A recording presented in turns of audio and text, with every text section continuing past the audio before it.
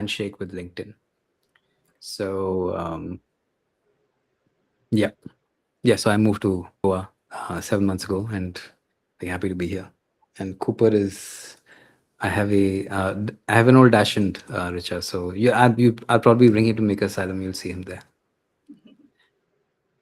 Amazing. So, hey everyone, welcome to this new episode of the podcast. It's been a minute. The last episode we did, I think, was in December.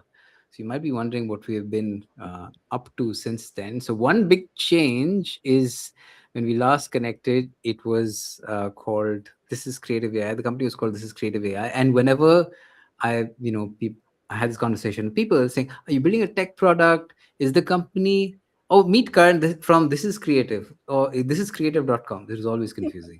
So, in the context of founder-led marketing, which is what I sort of focus on, right? The idea is simplicity and clarity of narrative. So the company is now called, drumroll, Humanly Brands. So Humanly Brands, yes, that's what we're at. And actually, I just realized that these two lovely ladies are the first guests on the Humanly podcast. So thank you very much for being here. Welcome to the, let me hide this now, to the podcast, Richa and Shalini. Thank you so much. Amazing. Great to have you guys here. And I'm going to also worth addressing. Today's conversation was supposed to be with Krishnan Menon. Unfortunately, he fell ill. He was really looking forward to the conversation, as was I with him. He comes with a tremendous amount of 26 plus years of advertising experience. We will definitely have that conversation in the near future. But like I said, I'm very grateful to have Shalini and Richa here today, and the 100 plus people who sort of signed up for this conversation. So let me start by introducing our speakers. Shalini Bhattacharya is a multidisciplinary entrepreneur, creative strategist, and founder of Studio MOKKO, exploring the intersection of AI, storytelling, branding, and human-centered design. After starting her career in management consulting at KPMG and later studying design thinking in Spain, she spent the last decade building businesses and creative systems that blend strategic thinking with emotional intelligence. Her current work focuses on how AI can enhance creativity, originality, and human connection, not replace it. Welcome, Shalini. Thank you, Karan. And let me take this opportunity to introduce Richa Srivastava. Richa is a technology and innovation leader working at the intersection of education, open innovation, sustainability, and community led problem solving. As director at Makers Asylum, India's first community makerspace, she leads strategic collaborations and initiatives focused on hands on learning, innovation, and social impact. Her work gained national recognition during the pandemic through the M19 initiative, which enabled the creation of over 1 million face shields across India using open source designs. She believes in the future of learning. She believes the future of learning will be deeply interdisciplinary, purpose driven, and human centered. Welcome, Richa. Hey, thanks so much. Thank you for having me. Amazing. So, our topic today is being visible in the age of AI, building company brands, personal brands, and human trust through a maker and an AI studio lens. So, why don't we start the conversation today with just your take on being visible in the age of AI? What does that mean to you? And also through the lens of what you've respectively doing at Studio MOKKO and Makers Asylum, respectively. Um, Shalini, if you're unmuted, if you want to go first. Sure. So, can you hear me okay? Yes, can hear you fine. Perfect. So, I think when we discuss visibility, it's very intertwined with what people trust, right? And I think earlier, trust was placed in larger institutions. Trust was placed in bigger brands, in religion, in politics, in bigger, more almost unreachable institutions. But now, what we see with living in the age of information and everything opening up in terms of access, people trust people. People want to deal with people. And that's a very strong insight that we had in a lot of my career has been based around, right? So human-centered design, human-centered businesses, and human-centered communication. So how this translates to personal brands are, even if you're using AI to bring out ideas or amplify your voice, it's very important for you to signal that there's a human behind it and to give people and be vulnerable. And that's a scary part for me as well, as to who this human is, right? And you may be judged, and that's okay, but we're all flawed. And I think that's the beauty of it. I think AI, right now, people have seen a little bit too much of perfection, whether it's through Instagram or AI, and now people are more open to realness, and I think that's what we should lean into. So yeah, that's a little bit where my work lies. Amazing. Thanks so much. And the same question to you, Richa. Yeah. No, great. I think, first of all, thank you so much for having me, Karan. It's really fun to kind of have this discussion because I think I've not had this conversation as a public conversation, sharing my opinion online. So it's nice to kind of like, start with that. But just in the context of what I do and what Makers Asylum is, we are very physical space. It's all about the hands getting dirty, building stuff, making things. For people who've not been to a makerspace, it's a space you can imagine having a lot of tools and equipment, like anything from a 3D printing machine to a laser cutting machine to a woodworking workshop to a metalworking workshop, robotics, electronics, virtual reality. All things at the intersection of, I would say, hardware design, prototyping. You can find a lot of fun tools for people to actually touch and feel. So I think I'm coming from that context into the conversation of AI. But I think making is sort of horizontal for us in the sense that it requires creative thinking, and creative problem solving requires you to kind of like cut across different verticals. And I think making sort of is that horizontal that connects everything. So I think when we look at AI from a making lens, we always overlay that to other areas of tech as well, right? So you look at, say, for example, you're building a robotic arm, which is a pretty hardware, which is very immersive hardware device. You're doing electronics, but layering that with AI kind of enables it to do a lot of more exciting things, right? So there's an integration of the physical and the digital world, and I think that's where AI and hardware becomes very exciting together. I think from a personal perspective, I think just like any other new age technology, uh, there's a lot of excitement. There's going to be a lot of different things that are going to happen with it, because everyone's going to experiment in different ways. And I'm just super excited and keen to see how that happens, because there's a lot of use cases of what we do with AI for good, that can happen in the world. And of course, there will be cases of it not being used in a very, not in the not more positive ways are also going to happen. But are we going to emerge from that into a better society, a more collaborative society, and a society with more access is something that I'm really excited to kind of like look at as well and explore.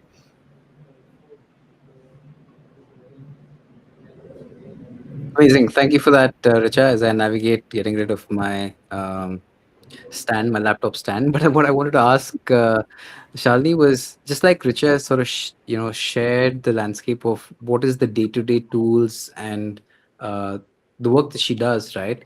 I'm curious to know how has that changed with Studio MOKKO, because you come from a innovation consulting sort of background, and Studio MOKKO, as I understand, is an AI first creative studio. So what are your everyday tools that you're surrounded by? Sure. So I think a little bit more context to set this up also is that I have built a company called India Hemp and Co. with my sister pre-AI, right? And now I'm seeing what it's like to build a company in the age of AI. I think the main differentiator is I think the time from when you have an idea to actually bringing it to life has shortened significantly, right? But what hasn't changed so much is that you need to be the owner of the idea. You need to be the creative director. And whether your team is all people first or only people, and right now my team is a blend of people and agents, and that I don't think is replaceable and should not be, because otherwise we're all going to sound the same. right? I think segregating who does what best and what's most efficient, while kind of retaining the fact that creativity is sacred and it should be human led, is something that we practice, right? So I think with Studio MOKKO, we have a lot of tools. So we have a process that's from ink to AI. So we have storyboards, we have creative strategists, we have people who come across different industries, but we also have agents that help enable it, right? So we're training the agents, we're getting them to give us first drafts of things so that we can review it and refine it to be able to bring a product that is emotionally resonant. And that's something that, again, we are the ones who consciously design that. So in terms of tools, I have a bunch of, I'd say, about 8 different AI softwares that we use, along with all your traditional tools, including, I feel like I reach out to my notebook a lot more since I've been working with AI to capture those thoughts, to be able to see how to really explain it. And I think it's making us better creative leaders, because the way I see it, is not as just software. It's like a little bit like training your dragon, almost, is something that we use here. Each one's quite different. Each one needs to be handled differently. And that has its own feedback loop, and it's making us grow as well. So yeah, that's a little bit of the experience. That's good to know. And ladies, because this is a three-way conversation, if at any point in time you want to jump in with a comment or a question to each other, please feel free to do so. And actually, just building on this idea of AI, right? Because actually, you're doing this work in the creative sphere, and like you mentioned, you are working with people, but you're all working with agents. Maybe 5 years ago, even the work that was done by the agents might have been done by people. And Richa, on your end, you're building Makers Asylum, which is core around people and being very hands-on, in that sense. So at the same time, we are in this moment where there's job loss happening inherently everywhere, right? So how are you approaching the conversation of recontextualizing value, and how people inherently showcase their individual value, in the work that you're doing, in the people that you're working with, that are working with you, that you're guiding, etc.? If you have a thought around that. Richa, if you'd like to go. Yeah. So, I mean, I think going back to what Shalini was talking about creativity and, thought leadership when it comes to creativity and thinking, I think that's very integral. I mean, that's what I think is the human, sort of contribution to the world, right? The creativity and all of those pieces, which to a certain extent, of course, as the AI kind of learns and does stuff, it will also get creative. But I think what distinctly stands out is that how can AI actually do things, right? One is in the digital sphere, but we're also talking about it in the physical sphere, right? Like in the sense of the interaction on a day-to-day basis. So I feel like creativity is going to be a very important piece in the future in terms of the differentiator that any human being is going to have, because at the end of the day, more mundane tasks that I think a lot of the AI will take over. We all have now come to a point that we're actually talking to AI more than human beings in our teams, and all of that is already happening. Shalini's got agents working for her, and agentic AI is such a big conversation. But I think what's not going to go away is the creativity, because what I think will distinguish people in the future is that how do you use different tools to actually think out of the box. And I think for us at Makers Asylum, I think that's what we always, I mean, it's been 12 years of kind of doing this and building this mindset around problem solving, and also doing it with a space that really encourages experimental thinking. So I feel like that creative, I think we always focus on that, that one end piece is that how can you be creative? How can you use these tools to actually think differently? And I think that's the piece that will differentiate everybody. So AI is one of the tools. Knowing about electronics is one of the tools. Knowing about something else is one of the tools. Knowing how to make things out of wood is another tool that you have. But how can you intermix all of this to actually differentiate and create new things or problem solve around you? I think that's what's going to differentiate you. And I think the more we think about AI as a tool versus AI taking away things from us, is, I think that's the perspective that one needs to have. And I think that's how we also treat it as it's a new area of technology. And it's actually not a new area of technology. I mean, artificial intelligence, when I was in engineering, we were learning about it. It's been like, we've all been learning about machine learning and all of that for many uh, years. It's now in mainstream that it's become more accessible to people to use because it's in that format now. So I feel like if we think deeply, I think the idea is to how do you keep thinking about creativity differently and enabling creativity. And I think that's what will make everyone kind of think about these as tools and not just things that will take away your lives. I think, we need to have that perspective when we're kind of like looking at the future as well. That's what we also talk to young people. That's what we talk to, all the folks that are working with us. And I think that's our approach to how we look at this. And if I were to just sort of probe a little further on that, Richa, Yeah. I had a conversation with someone who is he's a senior developer, let's say 10, 15 years experience. He was let go from his Mm. job about 2, 3 months ago.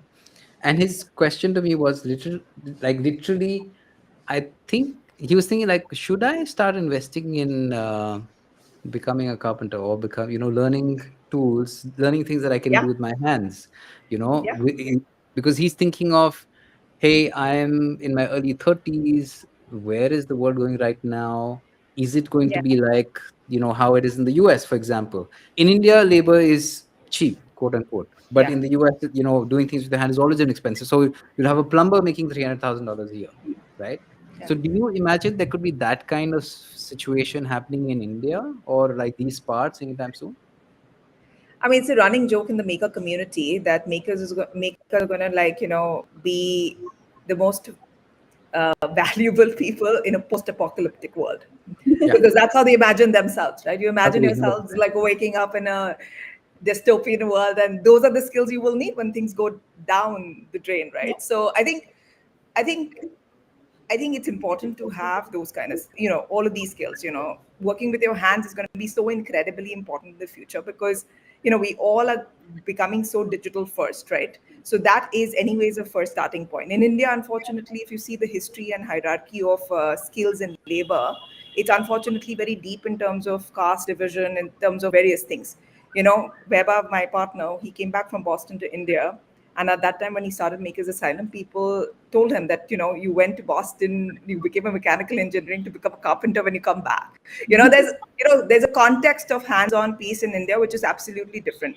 Now it's great. 10, 12 years down the line, people are saying that, this is the approach and this is where we should be going. Rote learning is not the way. I mean, people change, things change. But making as an act is, I think it's going to keep people also creative and also differentiated. And I think that's what is great about this whole piece around, like, actually getting on and building stuff with your hands, because I think that's never going to go out of fashion. But yeah, uh, I think it's going to be a skill-based economy, because at the end of the day, when the access for information, access for even building stuff becomes, open and democratic, I think you have to differentiate your skills. So I think we're all going into that skill-based economy where, maybe today I can be a paragliding instructor somewhere. I am a paragliding pilot or a scuba diving, I do all of those things. Having those skills are also differentiator. You can, have a job somewhere there. So I mean, I think it's going to be on those lines. But yeah, always knowing something physical, tangible in the real world, I think is going to be a differentiator. Amazing. Thanks so much for that, Richa. And Charlene, same to you, right? I mean, we both similar in the spaces that we come from. I also ran a branding design firm for a very long time, and you're running a AI creative studio, working with agents and with people. How do you presently deal with those difficult conversations of, hey, for example, an illustrator, right? They have this amazing skill. They have this gift of being able to bring to life something amorphous that that we can only imagine, and they create this beautiful thing. At the same time, people can type it out and create something that looks like it's almost the same. So how do you deal with those conversations? How do you deal with the fact that there are still hundreds of designers and creative people graduating from these various institutions all over the world, in India and elsewhere. And then how do you help them rethink their value in this time, and then how they can sort of recontextualize their value? Yeah, that's a loaded question. Yeah. But no, no, let's just acknowledge it. It's a scary time, and it requires a bit of a mindset shift, right? Because the systems that worked earlier are now being completely disrupted. But that doesn't mean, because it's uncertain, doesn't mean it's doomsday, right? I think what we need to become is lean a little bit more into our entrepreneurial sides, right? And yeah, the skills that we've built, I don't think are a waste of time or aren't going to be used. So what's happening currently, I think, is a little bit of a trend where people are super excited, going to be creating, and then they realize, okay, maybe everything's not looking very cohesive. Maybe it's not at the point I need it. Maybe I need a designer to direct it. So maybe the person may not be actually drawing, but maybe a creative director, right?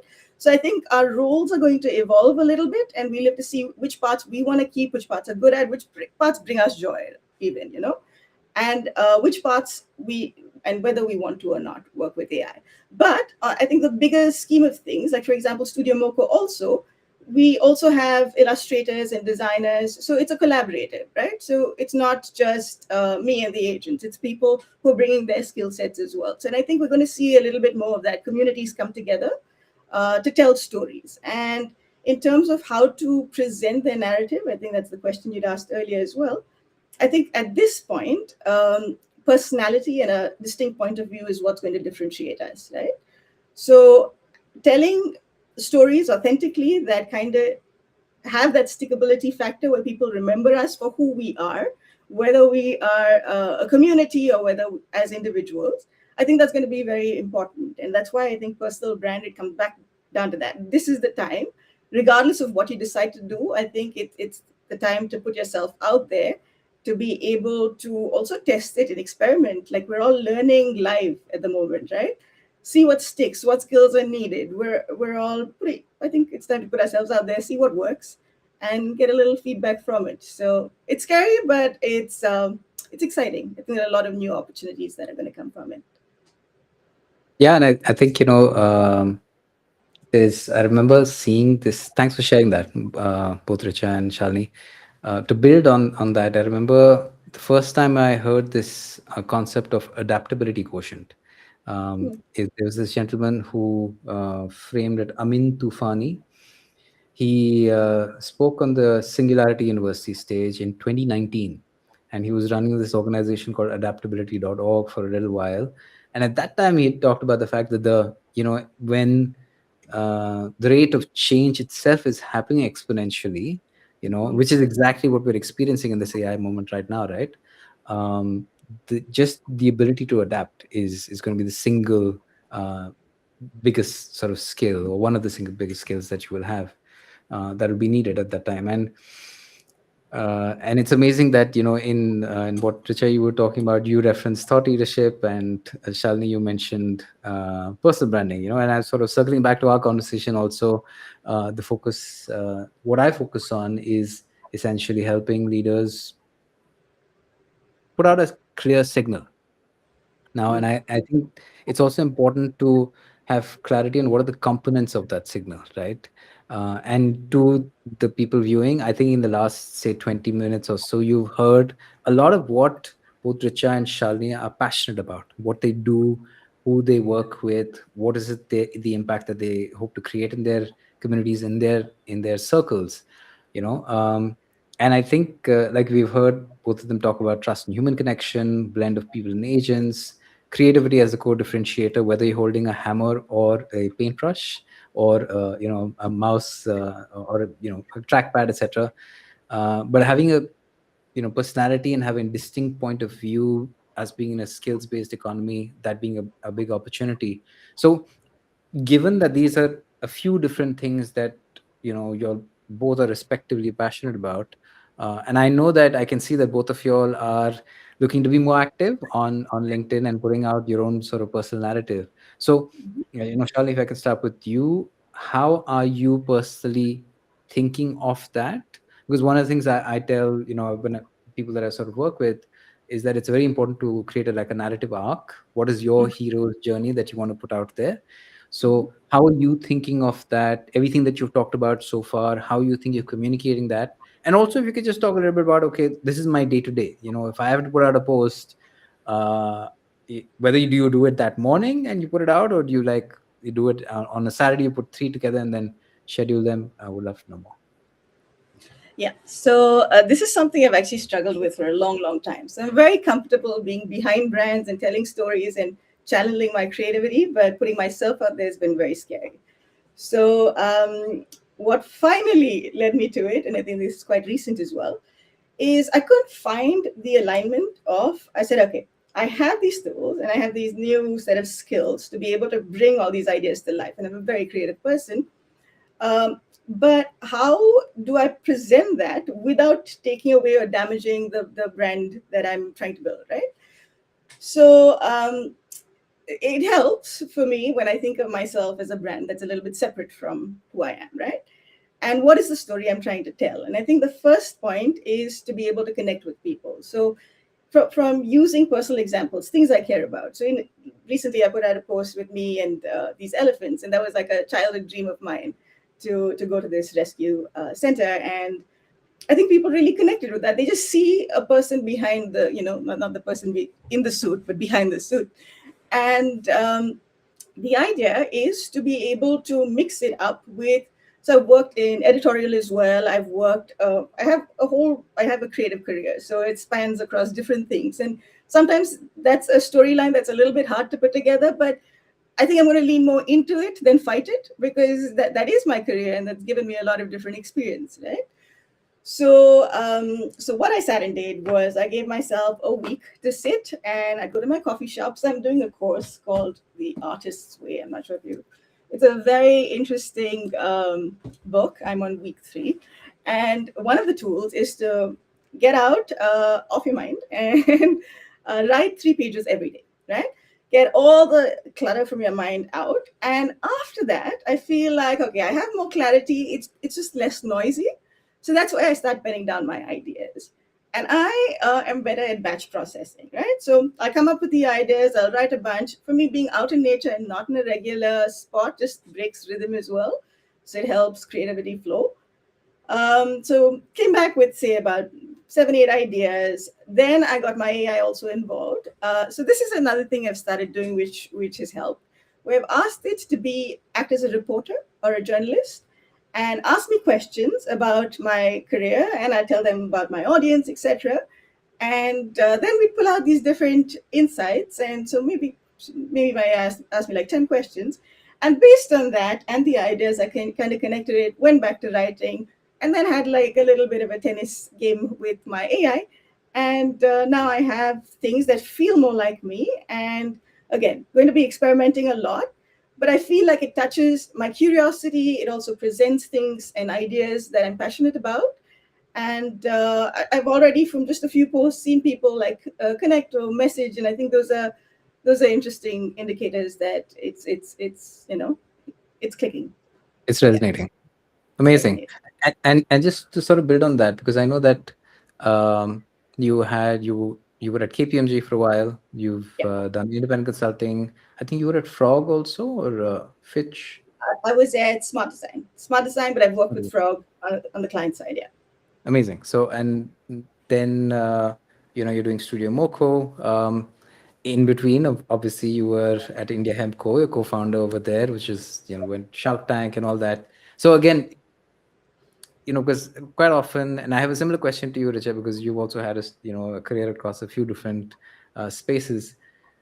How do you then further categorize? You have, like you said, you've had this creative career, you've done so many different things, but you also want to talk. You're talking to a very specific individual today, and maybe some of what you worked on in the past directly might not relate, but could still help build credibility. So how do you think of those stories from the past and recontextualizing them to today?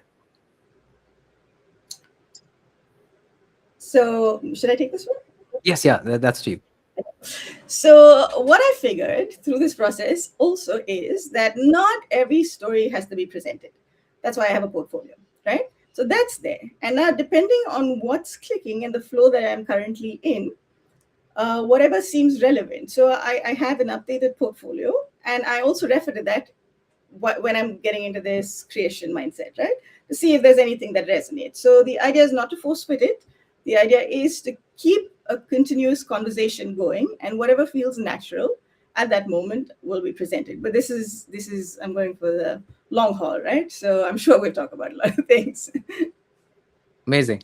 And Richa, if I would ask you the same thing specifically about your being active on LinkedIn on this platform, right?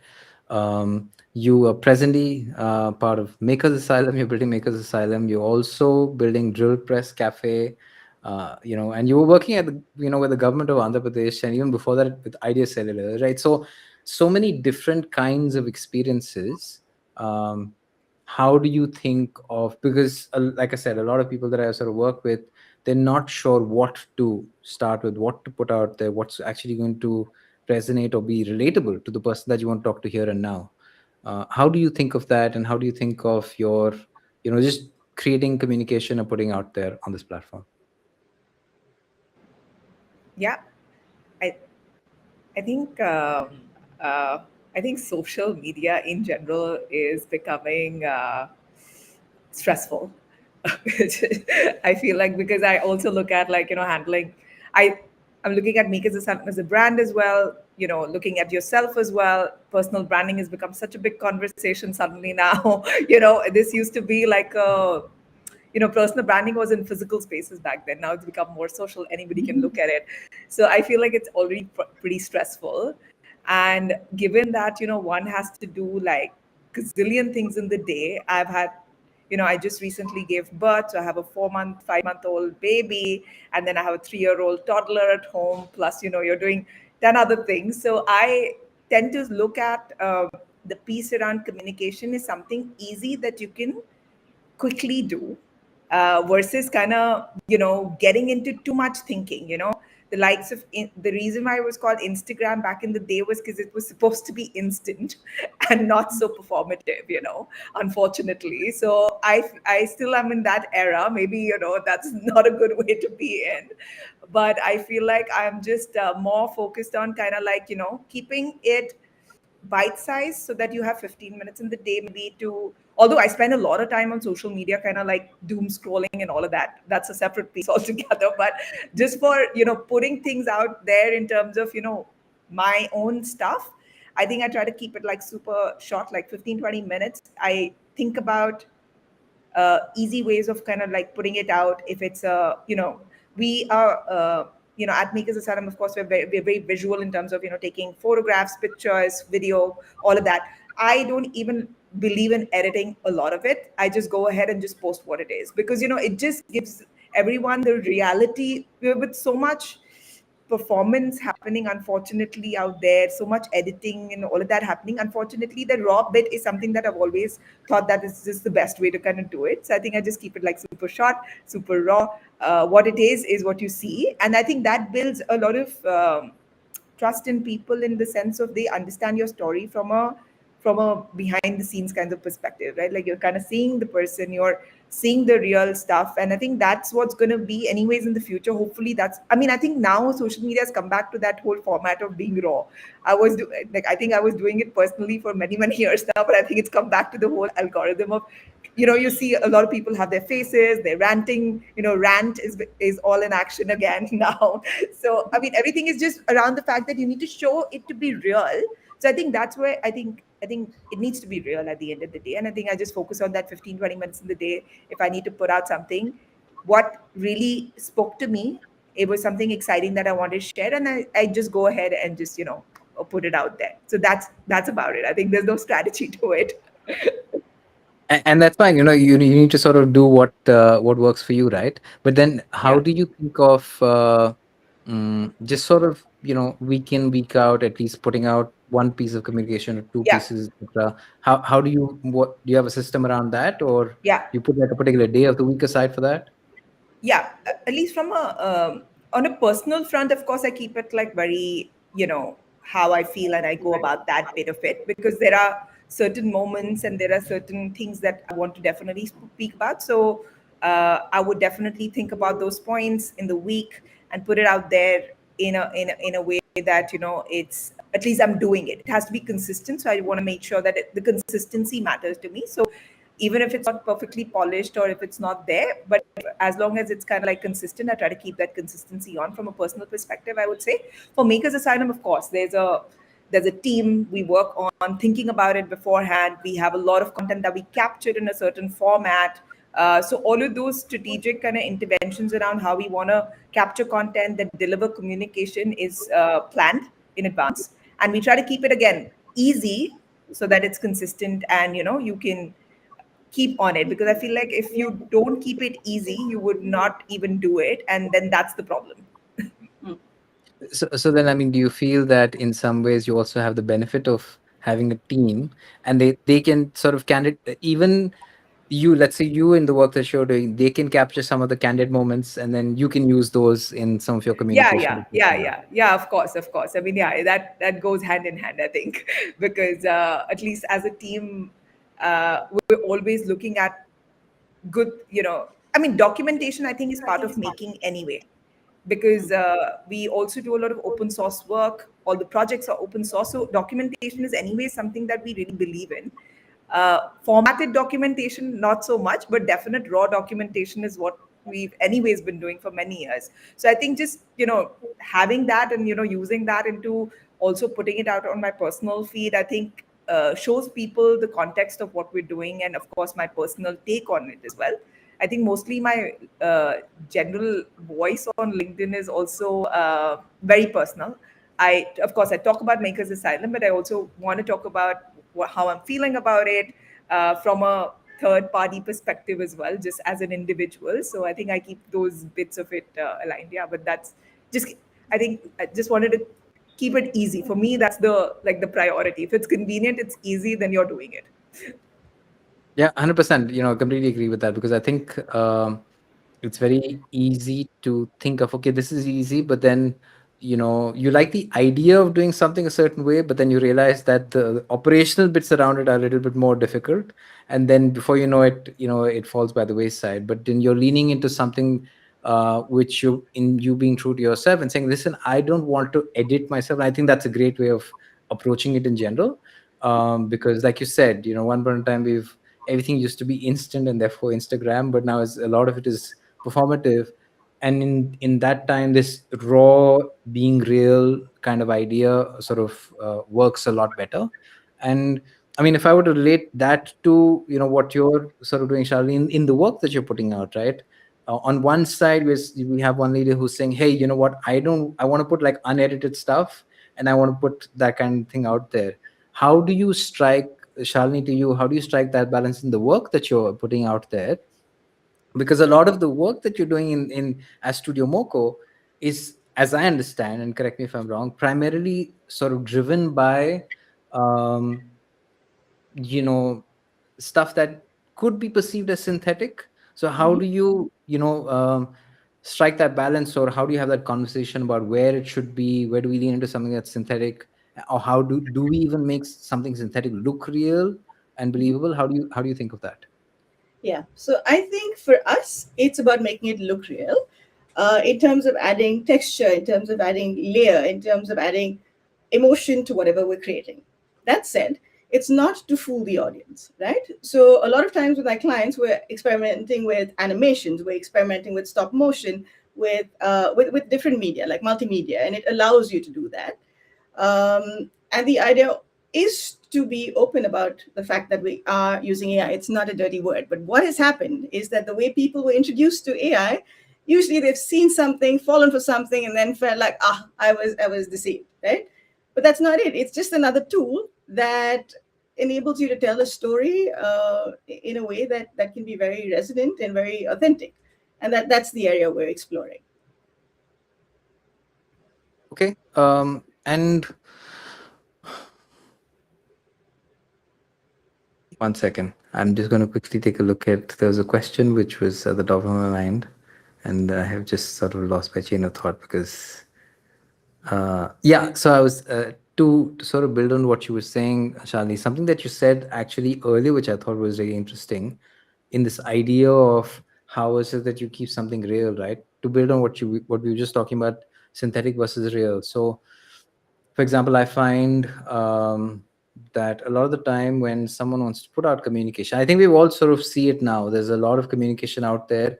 You read it and you know it's a series of short sentences, or it's like has a M dash, and or it's structured a certain way. It sounds like it's been written by ChatGPT or something else, right?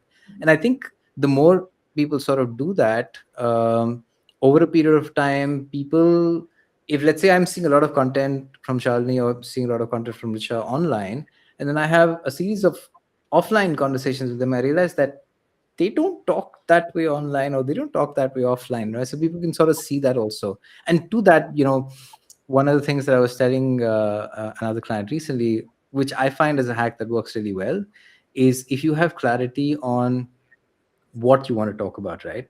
Just take your phone and put on the recorder and just have a conversation with yourself. I mean, supposedly it's a fact also that intelligent people talk to themselves. Of course, if you're doing that in the park, people think you're a little crazy.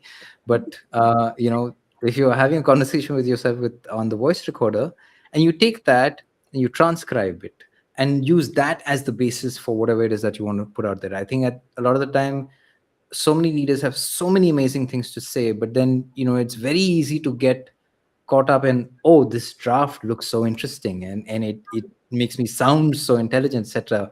Before you know it, you put out 6 pieces like that and it sounds like someone completely different, right? And to something that I think Richa was also saying, this, the way I think of authenticity and putting yourself out there, it's really like writing your book in public, where there are so many chapters that come into being on a day-to-day basis, right? And how do we think of authors? We think of that, wow, this person has deep insight in this one subject, right? And they're sort of giving it away for free. Not really. I mean, you're paying like 5, 10 euro, 500,000 rupees on, for the book. But on the back of that, they are perceived as an expert. They're called for keynote conversations or consulting gigs or whatever else, right? And the same applies to readers themselves. The more you have clarity and you talk with passion and consistency around what you're doing and you speak in your voice, the more likely people buy into the idea of what Studio MOKKO and Makers Asylum are doing very authentically. I just want to sort of switch gear a little bit now to, I think there was one of the questions I had put aside, which I wanted to ask Richa about community. And I think this actually applies to both of you all, because both of you are building creative communities in sort of different contexts. But Richa, if you like to sort of take this one, where broadly, we're living in an AI world, right, where anyone can sound intelligent. But then what is the role of communities deciding who is actually wise? Because you have this idea of intelligence, and wisdom, it maybe is a little different from that. So what do communities play in what role do communities play in this time of perceived, maybe artificial intelligence quite often? Yeah, it's a it's a tough question actually. But I think because I think there's another question that you have, which is also around brands building communities now and stuff like that. I'll just tie in a little bit of my answer to both together. Honestly, with Makers Asylum, when we started, the idea was to build a community first and not an organization. And the principles of a community, I would say, lies a lot in uh, exchange of trust, building a shared safe space with each other to kind of talk about things that you like-mindedly would like to talk about, right? I mean, that's a community, I mean, in a simple sense, I would say. In the case of Makers Asylum, of course, it's makers, builders, people who are creative, artists, designers, people who care about like you know building and making and those kind of people. And I'm sure in terms of in what Shalini is building also has certain intersect with what we're doing, because it's creative communities and stuff like that. I think unfortunately now, with the whole intervention of AI and this whole creators and influencers and social media being a big part of the narrative of brands and organization, now everything has become community, whether you're interacting with them or not. You know, for us, of course, because of a physical nature of this community as well, we actually meet these people, we actually talk to them, we actually build with them. We're also doing actual projects on the ground where people are actually building, making, interacting, collaborating, all of those things. A community is not a social media audience, I would say. A community is that you is people that you're engaging with for real. So I feel like if you are not doing that, then that's not a community, obviously, unless you're really adding value in some sort of a way. Then you're not. And the I mean, who's wise, who's not, unfortunately, you can't differentiate too much over there anymore, because you can sound, like I said, we all use AI in certain formats. We all want to sound intelligent, and and I'm not saying that's a bad thing, but I'm saying that then what is going to differentiate you is your possible human experiences with people around you, right? Like when you meet somebody in person, when you go to an event, when you talk about your ideology, your politics, what you're interested in, what your fundamental, uh, opinion on things are, is when people would know that this person is intelligent. The same person online may in person not even have an opinion because it's very crafted, right? Sometimes, with certain people.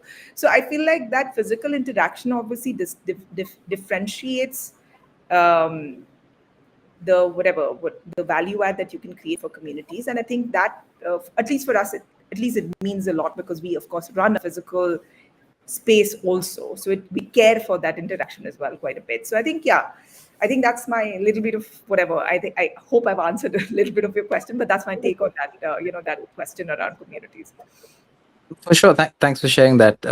Shalini, do you have your Yeah. thoughts around communities and intelligence? What I was just thinking was that this problem is not a new problem. It's a branding problem, right? We've dealt with it with brands earlier. Like when you see something and the lived experience is very different, and then you see it in the reviews.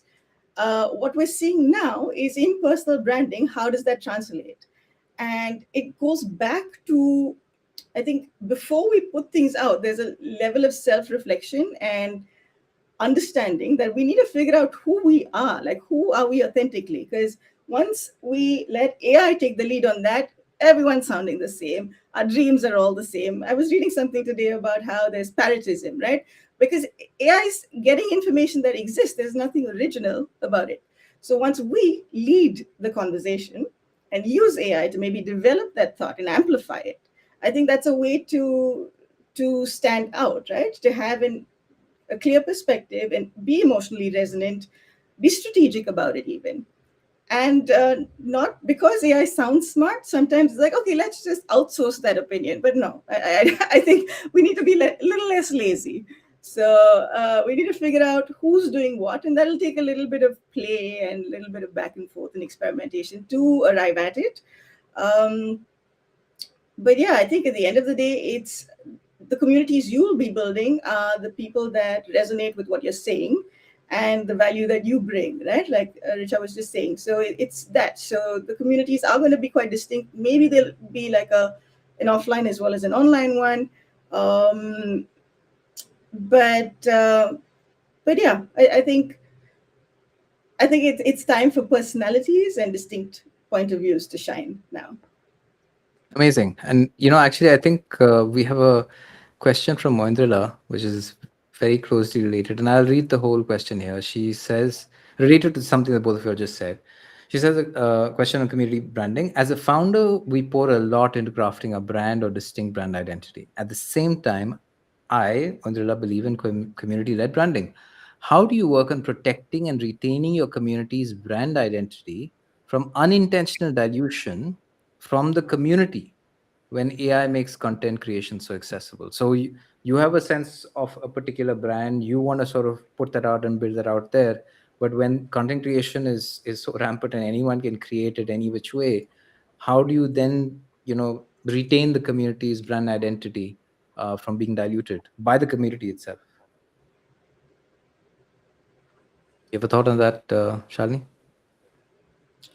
I don't think that's something you can fully control, right? So you're talking about a community that's going to be experimenting and then further creating. What you can do is create a brand world, or create um, a very strong, like strong brand values, and reinforce those, and have people who are resonant with it.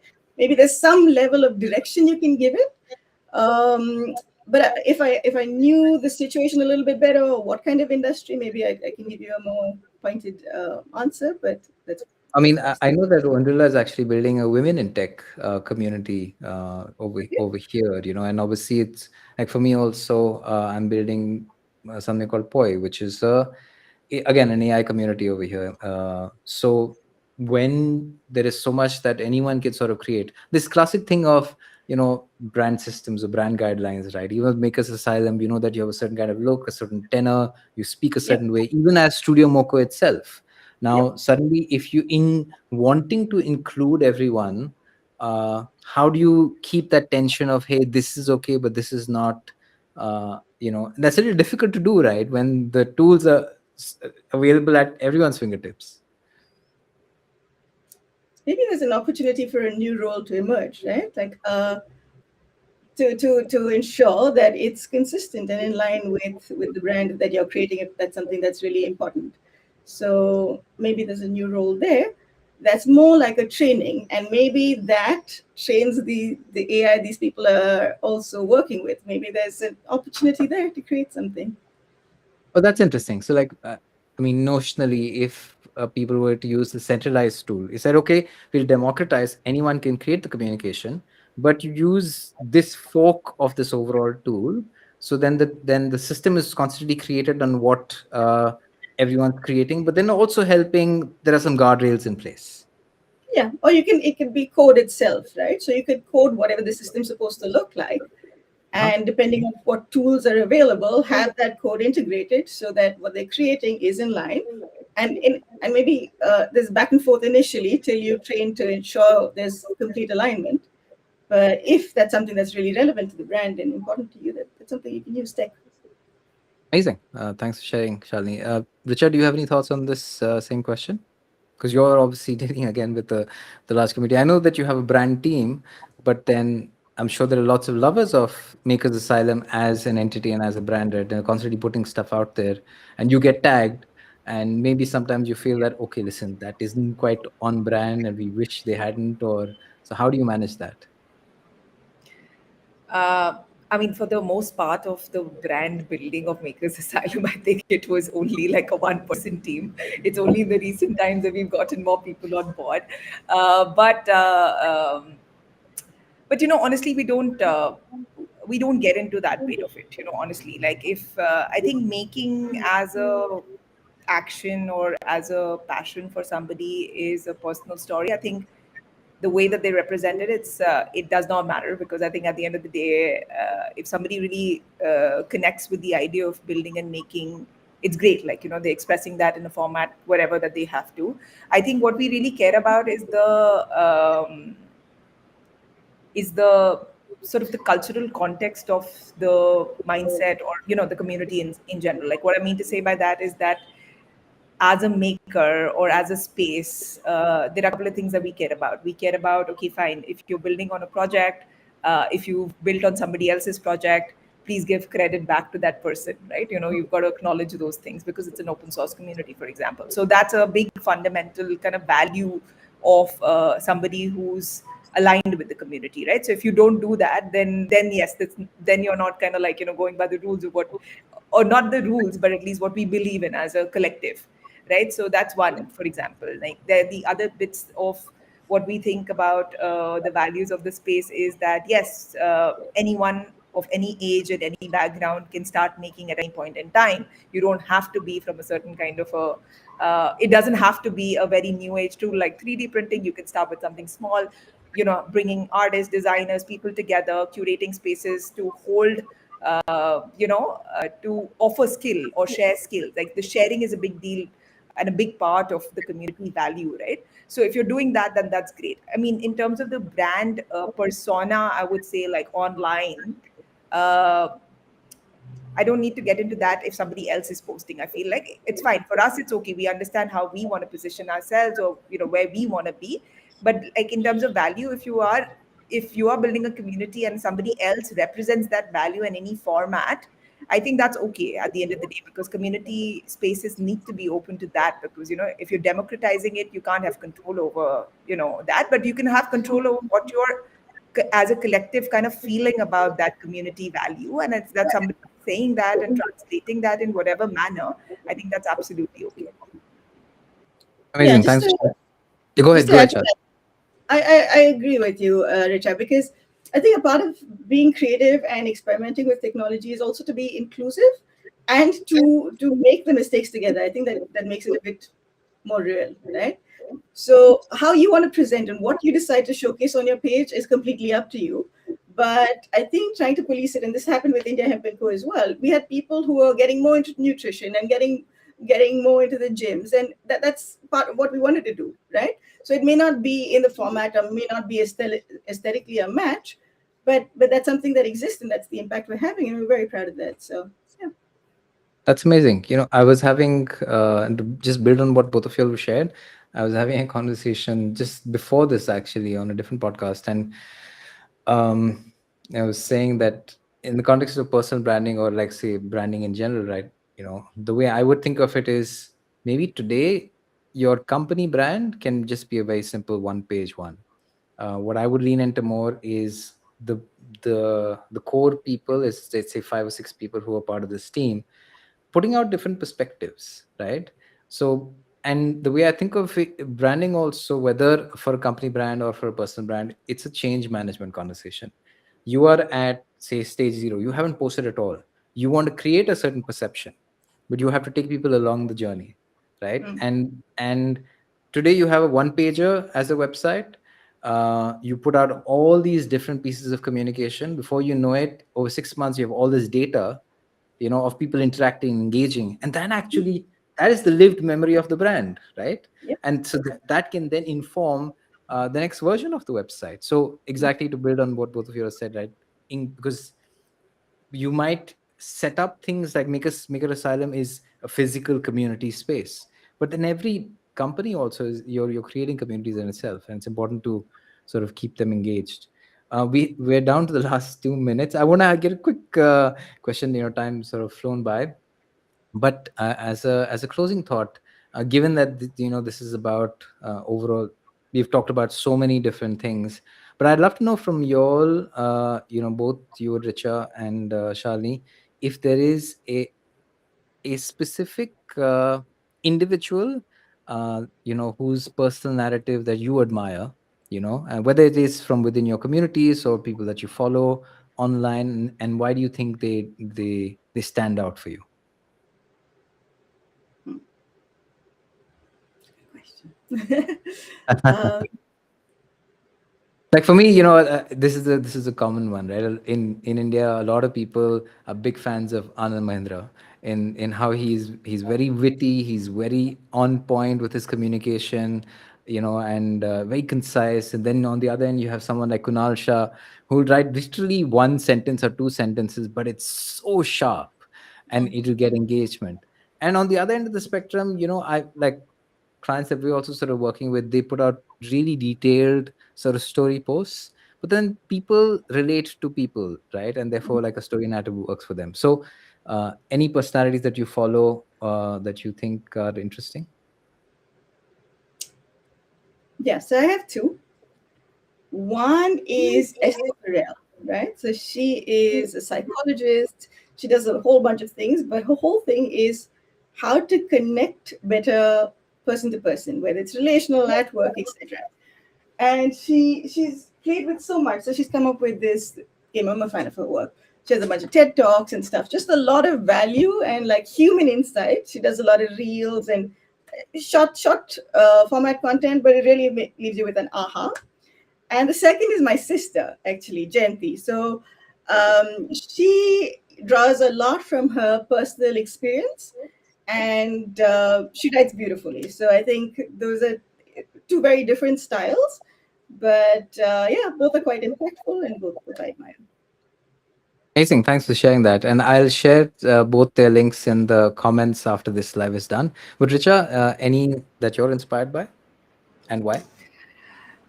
I mean, honestly, there's so much actually happening online that you kind of like tend to kind of really, um, you know, I mean, I tend to kind of go into this spiral of actually going through so many things once you're online. But I do have a lot of amazing artist friends who are actually recently have gone on to kind of working on their personal brands. They've always been like great community artists and leaders, and been great in the space, already doing a lot of work. But I think now they've gone on to actually put their stuff out there online. So one of my friends, Laila, who's also my neighbor here, she's a fine art, she's an artist. She has a toddler, 3 years old, just like mine. And I love the fact that she's kind of like really putting out her work in the sense of kind of like really showcasing. And she's a beautiful artist already, like she does incredible work for many years, but now it is also online, and the perspective of an mom and an artist and all of those things, I think that's super inspiring. And similarly, another friend of ours who's a printmaking artist, Rachita, she used to run this social impact company earlier called IDR, India. So, and now she's a full-time artist at Goa. I think both of them are very inspiring mom artists, independent like thought leaders in the space of art. I really enjoy both their content, and they've actually got on to make the effort to kind of be online and put it out there versus kind of like being just in their studios and working in their spaces. I think that's really commendable, and I think more and more people should do that. And I love following that kind of stuff for now. I think in terms of like the larger global context of stuff, I am intrigued by a lot of commentary from recently from 𝗦𝗵𝗶 and all the work that's happening with Zerodha and the kind of stuff that they're doing at Rain Matter. Uh, it's very inspiring because I think they're activating a different kind of context around innovation, creativity, experimentation that we also believe in the way that we work. But I think the fact that they're also pure and the same age, almost the same age as ours, and also enabling the next generation, I think that's quite exciting as well. Of course, there's a lot going on in that context, but I think it's fun to kind of like see what all they're up to.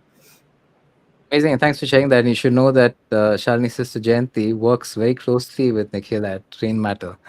So, Oh, and she's the one that fantastic. made me the small world. And I just want to get the references right. Did you meant Laila Wazir Ali, and was it Rachita Vora, Yes, that's right. the artist, and Esther Perel, right? Yeah. Yeah, Shalini. Yeah, amazing. Thank you, ladies. We're 3 minutes over, and this hour has more than an hour has flown past. Uh, thank you for everyone. Thank you everyone for joining here today. I will share like a bunch of takeaways, in the comments. Um, thank you for your time. I really appreciate it. Any closing thoughts? Anything else that you'd like to share? Thank you so much for having us. This has been a really fun conversation and so many different perspectives as well. So, yeah, I'm going to have stuff to mull over. So, thank you for that. Thanks, Shalini. Yeah, super. Amazing. Thank you, ladies. And thanks everyone for joining. We do this. Where is that? One second. If you like to follow them, please follow Studio MOKKO and Makers Asylum to stay informed. On That's their Instagram handles. And you can follow me on LinkedIn to see more of these lives with my focus on leadership branding, founder-led marketing. And I'll be doing these lives at least once a month. Thanks everyone for joining.